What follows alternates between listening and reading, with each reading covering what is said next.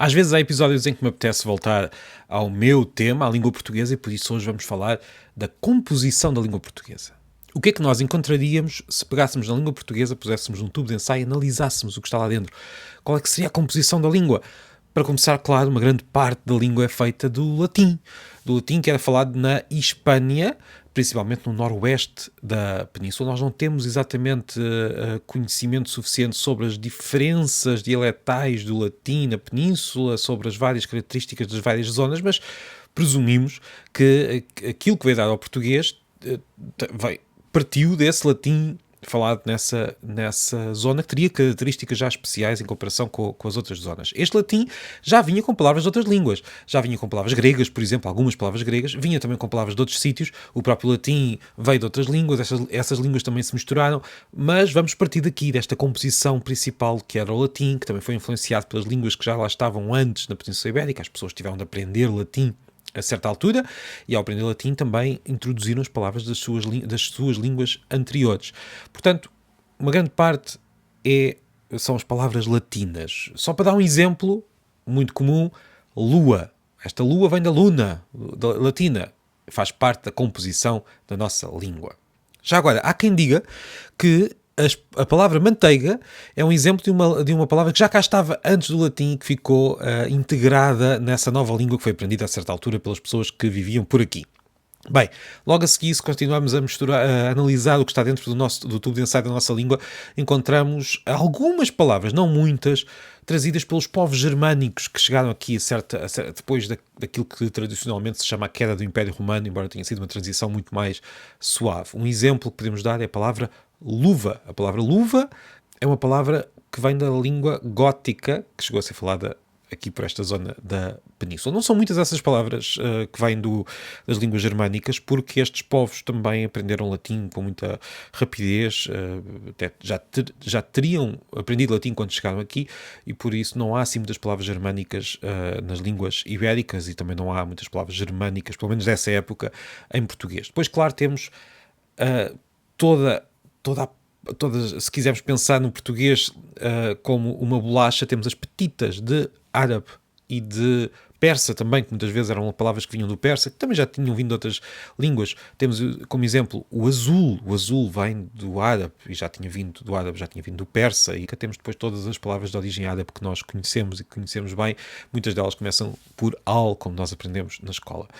Depois, se continuarmos a mexer no tubo de ensaio, começamos a perceber que houve muitas palavras que vieram do castelhano. A certa altura, ali por volta do século XV, o castelhano era a língua de prestígio e deu-nos muitas palavras. Os próprios Lusíadas têm muitas palavras castelhanas, muitas palavras que Camões foi beber à língua do lado.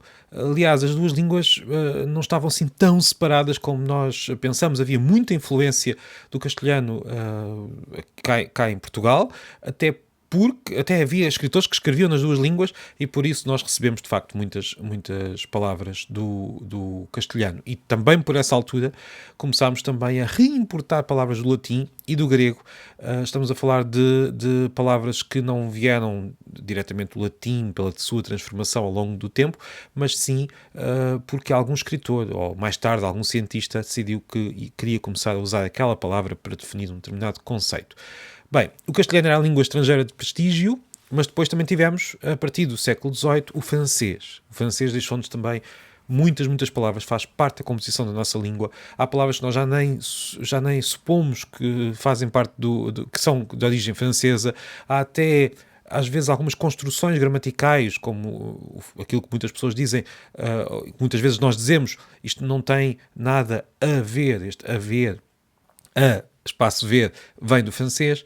E claro, depois também começámos a ter uma grande influência do inglês. E não foi só nas últimas décadas, já desde o século XIX que há alguma influência do inglês. Basta pensar na palavra presidente, que é usada como um título de um chefe de Estado.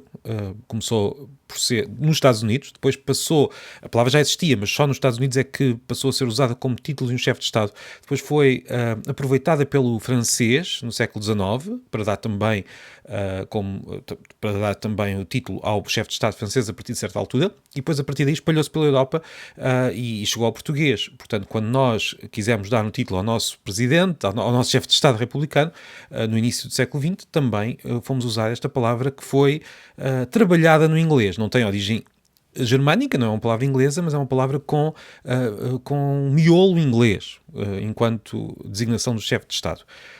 E não é só, portanto, estamos a falar do latim, do persa, do grego, que já vinha no latim e depois também foi importado mais tarde. Estamos a falar de todas estas línguas que nós conhecemos, mas há muitas outras palavras que vêm de outros sítios.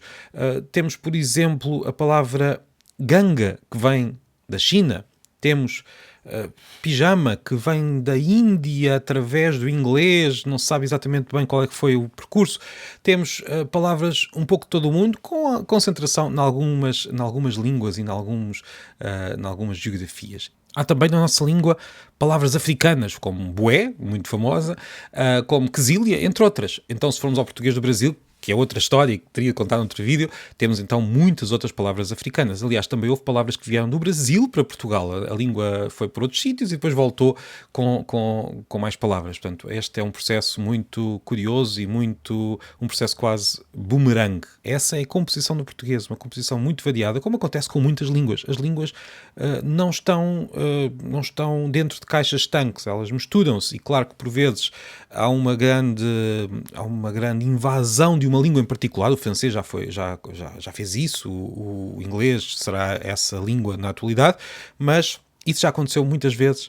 E há também influências mútuas. O inglês, por exemplo, vai buscar palavras a muitas outras línguas, incluindo ao português.